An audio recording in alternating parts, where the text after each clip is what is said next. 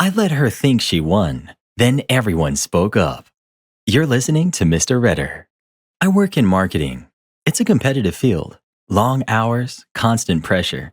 You don't just do your job, you fight to keep it. Recently, the company I'm at had a major promotion coming up. Senior strategy lead.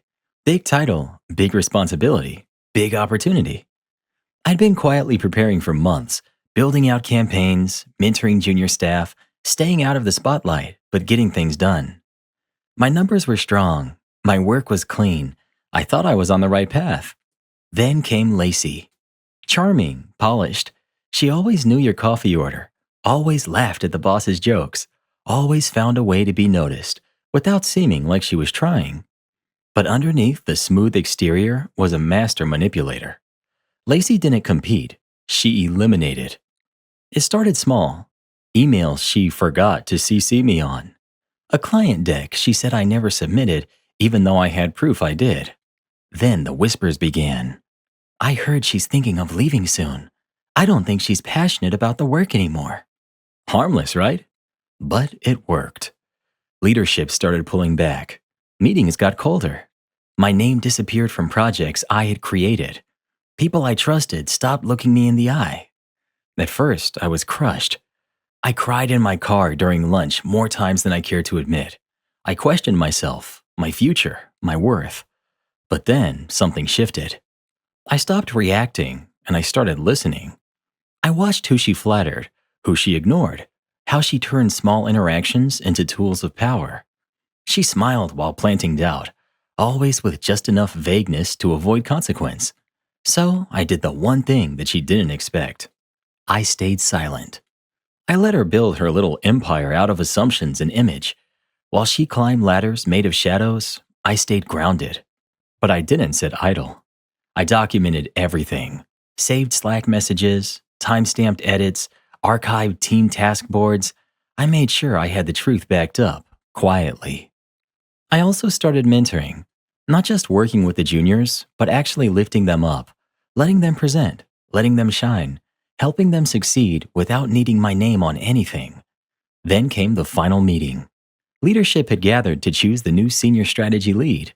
Lacey walked in, polished and proud, PowerPoint ready, perfect blazer, smile sharp enough to cut grass. She gave a short speech about collaboration and vision. The executives nodded. She beamed. She looked at me like she had already won. But then something unexpected happened. One of the junior analysts I'd been coaching spoke up. No cue, no plan, just a quiet voice that said, I just want to say thank you to her. She never took credit, but she's the reason our last campaign worked. She stayed late with us, helped us revise the strategy, coached me through my first client pitch. That opened the floodgates. Another junior raised their hand, then another, then a project manager. Each one shared a moment, how I had helped behind the scenes, how I lifted others up when no one was watching, how the work spoke louder than the politics. Finally, one of the directors turned to Lacey and said, Funny, I've heard more about her impact from others than I've heard about yours from you. That was it. The room shifted, and I knew. I got the promotion. Lacey still works here, but the smile is different now. Not cruel, just quieter, almost thoughtful. And me? I learned something. Character has its own frequency. It doesn't shout, it doesn't scheme. It shows up quietly, consistently, when no one's watching. And in the end, it speaks for itself. That's the thing about truth. It doesn't always shout. Sometimes it just waits. And when the time is right, it speaks louder than anyone expected. And if nobody else sees what you're doing, just keep doing it. The right people speak up eventually.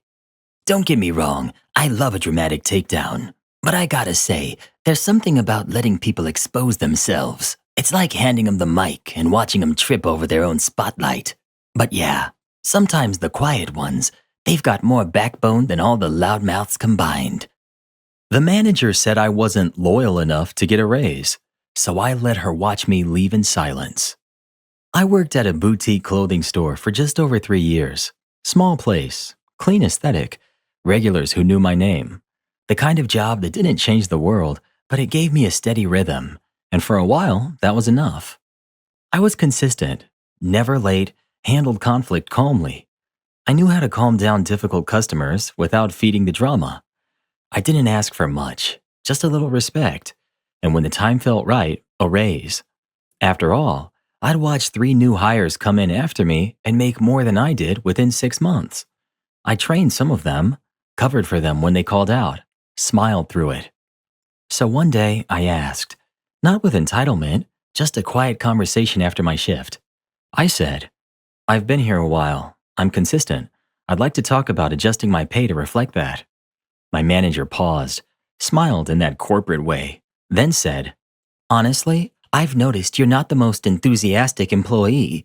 You don't really go above and beyond, and we're looking for people who are a little more invested. I just blinked. I wanted to explain, to remind her of the double shifts I picked up, the back-to-back weekends, the holiday hours, the times I caught mistakes in inventory and didn't say a word, the patience I offered her when she vented about her own personal drama during every lunch break. But I didn't explain. I just said, thank you for the feedback, and I walked out. The next morning, I turned in my resignation. No drama, 2 weeks' notice. Polite, quiet, done. She asked if I was sure, and I nodded. She looked confused. 3 weeks later, I heard through a friend that the store was struggling to keep up. They had hired 2 new people to replace me, and neither lasted more than a week. Apparently, one of them left mid-shift after being told she needed to show more loyalty. The same line. Loyalty is earned, not extracted, not performed, not expected in exchange for breadcrumbs. Now I work somewhere else. The hours are better, the pay is fair, and the people actually say thank you. Sometimes the best way to show your worth is to stop explaining it and simply walk away. That was a quiet kind of power. Didn't need a scene, didn't need to slam the door. Sometimes walking away is the loudest thing you can do. I've stayed loyal to the wrong people before. Made me realize being quiet isn't a weakness. It's just choosing peace over proving a point. He tried to evict my grandma for fun, so I brought down his whole scheme. My grandmother has lived in the same apartment for 34 years. Rent-controlled, peaceful, full of memories. It's not luxury, but it's home. She raised my mom there, taught me how to play checkers at the kitchen table, cooked Sunday pasta with that old wooden spoon she's had since the 70s. It's the kind of place where time slows down, where you still hear birds in the morning, where the neighbors know each other by name. At least, it used to be. Then Chad showed up. Chad is 32. Trust fund baby turned part-time property manager after his dad bought the building as an investment opportunity. He drives a Tesla he didn't pay for, wears sunglasses indoors like he's auditioning for a reality show no one asked for, and Chad thinks he's a real estate genius. In reality, he's just a smug little tyrant with a clipboard, a wireless headset, and an ego problem big enough to require zoning permits. He started sending my grandma warning letters, said her blinds were not compliant with updated exterior uniformity, that her welcome mat was a tripping hazard, that her potted plants violated something called the Urban Visibility Code. None of these were real policies, but to someone like her, an older woman who doesn't want trouble, they felt real. She tried to comply, took down her wind chime, moved her tomato plant, even replaced her welcome mat with one from a hardware store clearance bin that said, "Wipe your paws." But when she didn't budge on leaving, the threats escalated. First came the noise complaints. Then came fines for improperly bagged garbage. Then Chad claimed her window unit air conditioner was unauthorized equipment and gave her 10 days to remove it. It was mid-July. She was terrified, couldn't sleep, stopped watching her shows, even stopped calling me as much because she didn't want to worry me. But one night, I stopped by unannounced. Her kitchen table was covered in paper. Warning letters, fee notices, photos of her hallway, printed screenshots of regulations highlighted in yellow, most of them completely unrelated. She looked up at me and tried to smile, said, "Don't worry, honey, it's probably just a misunderstanding." Something inside me snapped. I didn't raise my voice. I didn't threaten anyone. I just told her to sit down, make us tea, and let me borrow her Wi-Fi. I started digging, deep. City zoning laws, housing authority filings, building permits, tenant rights regulations. And then I found it. Chad was never submitting formal notices. Half the violations didn't exist. The rest were improperly filed. And buried inside a public financial record was the smoking gun. He was secretly flipping rent-controlled apartments into short-term rentals through a shell company. The same company was linked to at least 6 units in the building. Illegal under our city's housing code. So I got to work. I gathered everything: leases, email chains, camera screenshots of his Air Pro urban homes listings. Clearly just Unit 3B with a different throw pillow.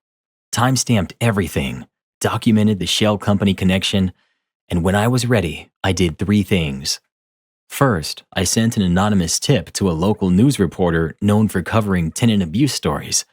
1 week later, a segment aired titled "Slumlord in a Suit, the Face of Gentrification Gets Exposed." Chad's smug face was all over the screen.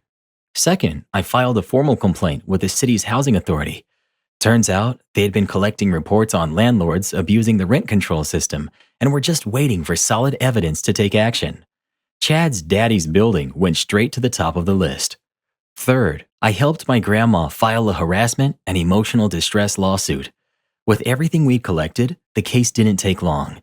The court ruled in her favor, awarded her damages, and issued an injunction preventing any future eviction attempt. And Chad? Banned from managing any residential properties in the city for 5 years. Last I heard, he's trying to sell vacation timeshares in Arizona. And according to Yelp, it's not going well. As for my grandma, she's still there. Still has her tomato plants. Still has her blinds. Still watches Jeopardy at full volume. And now, she knows she's not alone. Not anymore. They tried to frame me for stealing from the church, but the truth came out in a way that no one expected. I was the church treasurer for 6 years. Not a flashy role, not glamorous. Mostly spreadsheets, donation logs, reminding people to turn in receipts before the deadline. But I loved it. I believed in the mission, and more than anything, I trusted the people. Pastor Greg had led the church for over 20 years. Humble, steady, the kind of man who fixed the leaky sink in the church kitchen himself without ever mentioning it. But then Pastor Greg retired, and in came Pastor Nolan. Young, charismatic, wore designer sneakers, talked a lot about vision casting and next-level growth. At first, I wanted to believe in him. I really did. But soon, I started noticing things. He authorized large purchases without board approval. Expenses showed up without receipts. There were renovations, vague ones, costly ones. And when I asked about them, I was told to stop questioning. That I was being negative, that I was getting in the way of God's plan, that maybe I lacked faith. Still, I kept serving, kept balancing the books, kept praying that maybe I was wrong. Then came the audit. The annual audit was a simple routine, but this year, something wasn't adding up. A $14,000 discrepancy. The finance committee was stunned. They asked for explanations. They looked at me. And Pastor Nolan, standing tall in his tailored suit, said, "It was probably just an oversight. Maybe the treasurer made an error." That was the moment the whispers began. Church members started looking at me differently. Softer voices in the hallway, less eye contact. I was asked to step down temporarily, just while they investigate. I wanted to scream, to defend myself, to explain everything I knew in my bones was wrong.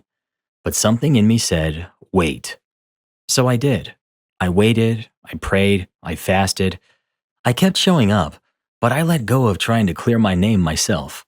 Then, one afternoon, I got a call. It was Miss Evelyn, 91 years old, hard of hearing, sharp as a tack. She told me she had been praying that morning, and she felt like God told her to clean out her attic. So she did. And in a dusty old box, she found a stack of offering envelopes. Many were unopened. All were dated from a few years back, during the exact time period in question.